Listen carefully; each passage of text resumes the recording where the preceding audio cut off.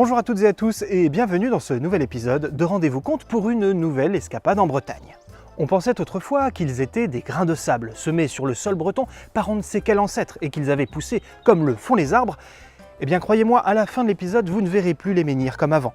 Voici la nuit des pierres levées.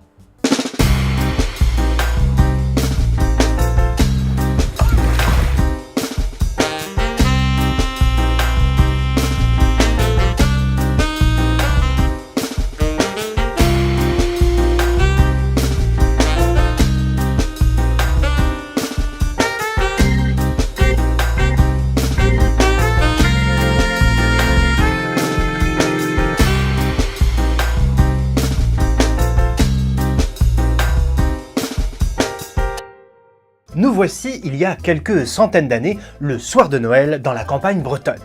Et nous allons suivre un homme méchant, voleur, tricheur. Sale petit voleur.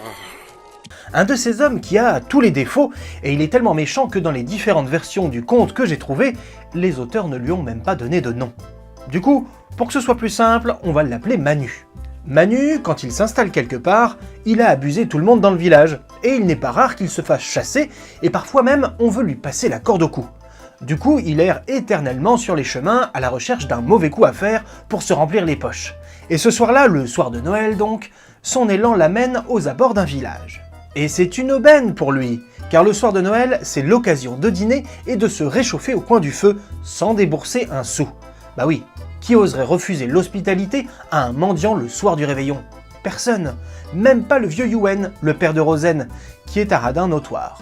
D'ailleurs, son seul critère pour trouver un gendre, c'est qu'il ait un métier qui rapporte. Pas un gars de misère, comme il dit. Et il y en a des prétendants qui se présentent pour prendre la main de Rosen, mais personne d'assez bien pour lui. Mais revenons à Manu. C'est par le plus grand des hasards qu'il tape à la porte du vieux Youenn. Et ce dernier regarde le mendiant d'un drôle d'air. Sa tête ne lui revient pas. Errer comme cela un soir de Noël, il ne peut s'agir que d'un bagnard en fuite. Tout ce que j'ai contre lui, c'est qu'il a l'air d'être un sale con. Mais Manu use de malice et avec de faux airs innocents demande le gîte et le couvert. Youenn ne bouge pas. Mais bon, il se fait sermonner par sa fille, la petite Rosen. Le soir de Noël, on ne laisse personne dehors. Du coup, le père n'a d'autre choix que de laisser l'inconnu prendre sa place à table avec eux.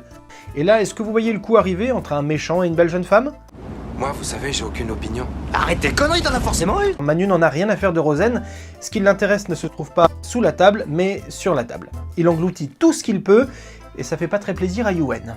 Ne jamais lui donner à manger après minuit.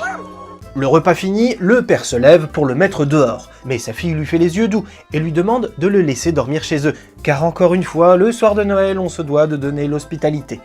Et Youenn ne sait pas dire non à sa fille, du coup il accepte que Manu reste dormir. Mais dans l'étable, et sur la paille. Bon, c'est pas vraiment ce que Manu espérait, mais c'est quand même mieux que rien. Étable, nuit de Noël, est-ce que ça vous rappelle quelque chose? Eh ben c'est pas de lui que je parle, je veux parler de ce don qu'à cette période ont les animaux, le don de la parole. Cela ne dure qu'une nuit, et vous imaginez bien que les bêtes du vieux Youenn ne sont pas super heureuses de voir arriver notre vilain personnage. Car oui, c'est le seul soir pendant lesquels elles peuvent entretenir des conversations intelligibles, avant que beuglements et bramements ne reprennent. D'ailleurs, cela me permet de glisser une petite explication de pourquoi les chats et les chiens se détestent. Un soir de Noël, un chien commence à raconter une histoire drôle à un chat. Mais il y met tellement de détails qu'il n'a pas pu révéler la chute. Le pauvre chat dut attendre une année complète pour entendre la fin. Et une fin de blague tellement lamentable qu'une grosse dispute s'ensuivit et que depuis ce jour, chat et chien ne s'entendent plus. Mais revenons à nos moutons, enfin plutôt au bœuf et à l'âne de notre histoire. Ou à la chèvre. L'âne était en train de raconter l'histoire des pierres levées. Il dut se taire le temps que notre méchant Manu s'endorme, puis il reprit.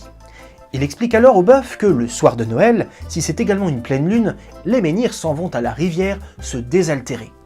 Indication intéressante, car comme chacun sait, sous chaque menhir se trouve un trésor enfoui. Et ça, Manu, qui ne dort que d'une oreille, le sait également. Ce qu'il ne savait pas, c'est que si on touche au trésor, les pierres reviennent rapidement et écrasent le voleur de tout leur poids. Du coup, voilà Manu bien informé. Il monte un stratagème pour récupérer le trésor sans se faire écrabouiller. Il doit trouver quelqu'un qui fera la sale besogne à sa place. D'un bond, il se lève et il se dirige vers le champ de menhir et aperçoit un jeune homme qui taille une croix au-dessus d'un menhir. Il entame la conversation et apprend que ce jeune tailleur de pierre veut la main de Rosen et qu'il s'est lancé le défi de tailler la plus belle croix pour montrer au vieux Yuen qu'il sait son métier et qu'il pourra gagner sa vie avec. Pour le vil Manu, c'est une aubaine, le pigeon parfait devant lui.